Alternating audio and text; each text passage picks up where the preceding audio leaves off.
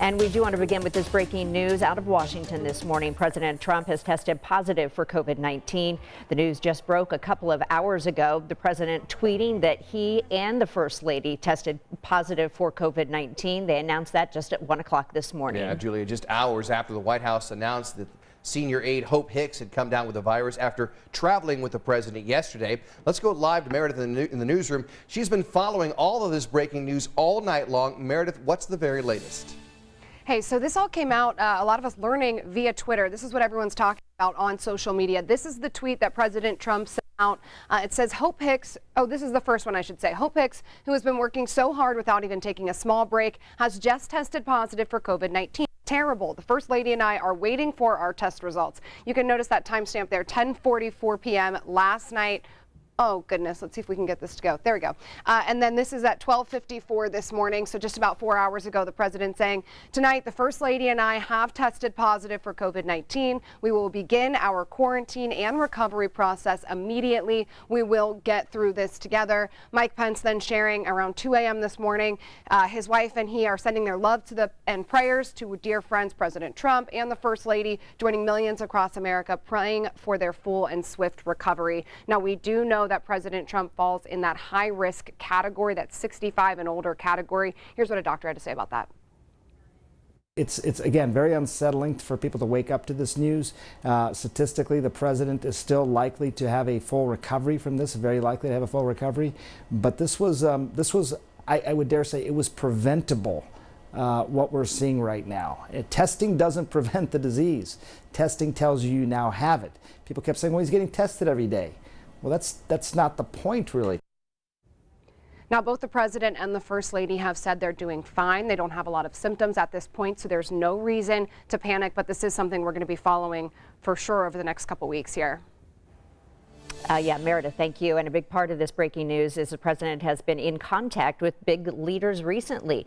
As we've said, the first inclination that he needed to be tested immediately was when White House aide Hope Hicks received positive results. Karen Campbell continues our team coverage with who might be at risk at getting COVID-19. And we do know from the president himself said, Karen, that he gets daily tests for COVID. Yeah, and that's one of the important things that his aides, White House officials are making sure that they test him every single day. Now, we know that Hope Hicks is one of President Trump's top aides. She has had frequent contact with him all the time, especially during this week. And you remember that Democratic the first debate, rather, she was with him and other aides. Now, we know that she reportedly began experiencing symptoms on Wednesday. Of course, she tested positive Thursday. We've heard that the president tested positive hours after Hicks's diagnosis. Now, as I mentioned, she has traveled with the president multiple times. The debate in Cleveland on Tuesday. Now, she was seen getting off of a plane, walking off of a plane, not wearing her masks.